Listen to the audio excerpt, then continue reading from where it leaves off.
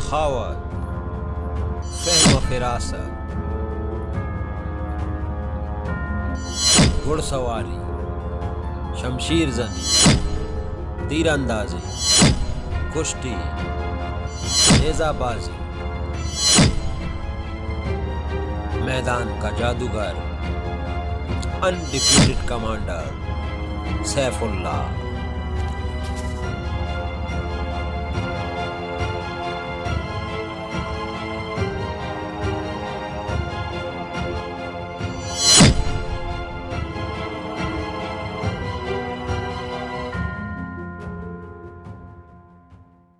Sherzad गर्दन झुकाए अपने अहल खाना और बची कुची फौज के साथ शहर छोड़ गया। खालिद मुजाहिदीन के साथ अल्लाह अकबर के नारे लगाते फातिहाना शहर में दाखिल हो गए। शहरियों ने मुसलमानों की इताअत कबूल कर ली। खालिद बिन वलीद ने अपने नायब ज़बरकान बिन बदर को यहाँ का अमीर मुकर्रर किया और खुद ऐनतुल तमर की तरफ कूच कर गए।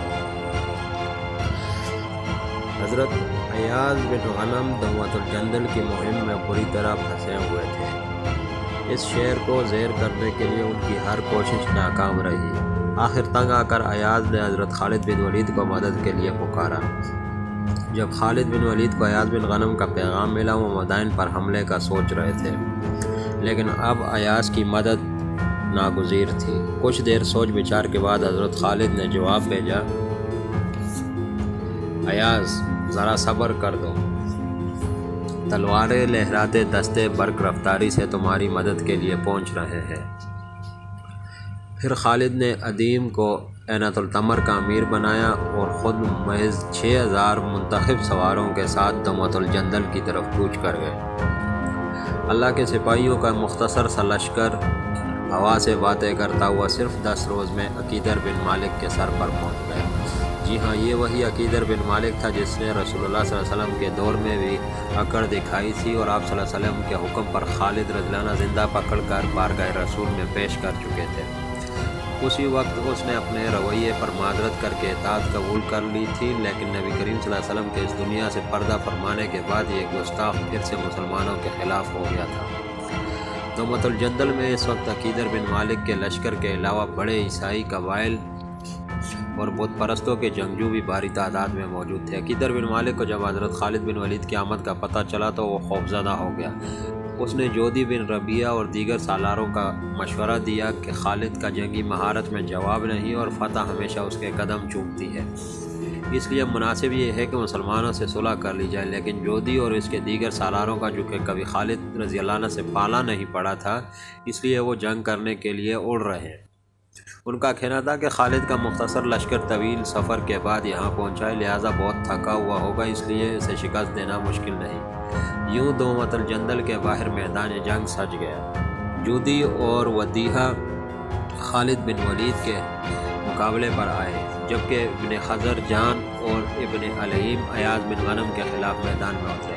खालिद बिन वलीद को असल फ़िक्र मदाइन की थी, जहाँ वो काम अधूरा छोड़ कर आए थे, इसलिए वो जल्द अज जल्द दौवतुल जंदल का किस्सा निपटाना चाहते थे। खालिद ने कुछ सवारों को अरब जाने वाले रास्ते पर मुतय्यन किया और अपने बच जाने वाले मुख्तसर से लश्कर के दोनों बाजुओं को फैलाकर दुश्मन पर टूट पड़ने का हुक्म दिया। साथ ही हुक्म दिया कि जोधी और वदीहा को ज़िंदा गिरफ़्तार किया जाए। खालिद और आपके मुजाहिदीन के पास वक्त कम था, इसलिए उन्होंने दुश्मन पर इतनी शिद्दत और जारियत के साथ हमला किया। दुश्मन जो खालिद के लश्कर को तादाद में कम, थका हारा और आसान हदफ जानकर अपनी फतह को यकीनी समझे बैठा था, इसके रंगेज़ हमले की ताब ना लाकर तिनकों की तरह बिखरने लगा। मुकाबला तो दूर की बात, उल्टा उन्हें जान के लाले पड़ गए। खालिद के हुक्म की तामील में जोधी और वदीहा को ज़िंदा पकड़ लिया गया। जब ईसाई दस्तों ने अपने सरदारों का हशर देखा तो उन्हें आफियत इसी में नज़र आई कि भाग कर किले में पनाह लें। दूसरी तरफ अयाज़ बिन गनम दुश्मन से बरसरे पैकार थे। फरीकैन के दरमियान सख्त मुकाबला जारी था कि अकीदर ने इब्न हज़र जान और इब्न अलाइम की मदद के लिए किले से ताज़ा दम फौजी दस्ते भिजवा दिए, जिससे दुश्मन का पल्ला भारी हो गया और अयाज़ का लश्कर पसपा होने लगा। इस सूरत हाल में चाहिए तो ये था कि खालिद बिन वलीद अयाज़ बिन गनम की मदद को आते, लेकिन वो तो इस सारे मंजर से लाताल्लुक़ नज़र आ रहे थे। خالد کے اس رویے پر ایاز پریشان اور دشمن حیران تھے۔ دشمن اب تک ایاز بن غنم کے لشکر کو دھکیلتے ہوئے کافی آگے بڑھ چکا تھا اور اس محاذ پر اسے اپنی فتح بالکل سامنے نظر آ رہی تھی، لیکن اس وقت وہ ہو گیا جس کی کسی کو بھی توقع نہ تھی۔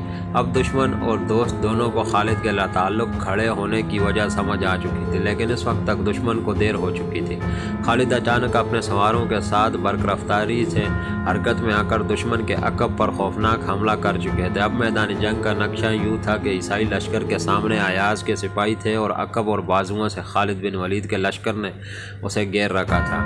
جب ایاز اور اس کے سپاہیوں کو خالد بن ولید کی چال سمجھ آئی تو وہ اشک کر اٹھے۔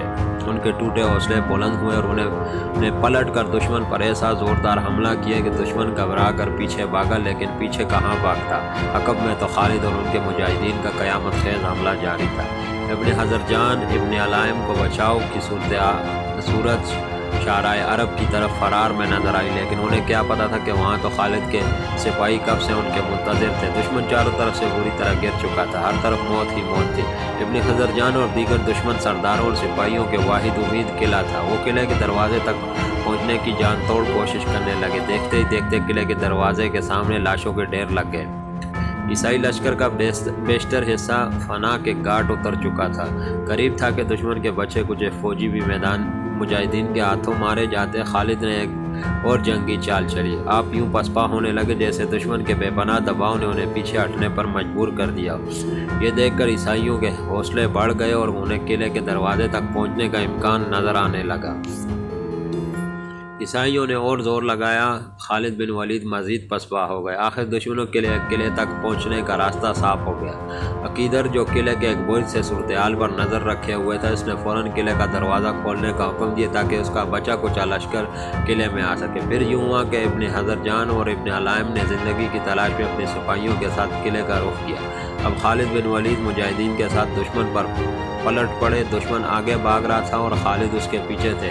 جب تک دشمن کو بات سمجھ میں آئی، خالد بن ولید اپنے لشکر کے ساتھ قلعے میں داخل ہو چکے تھے۔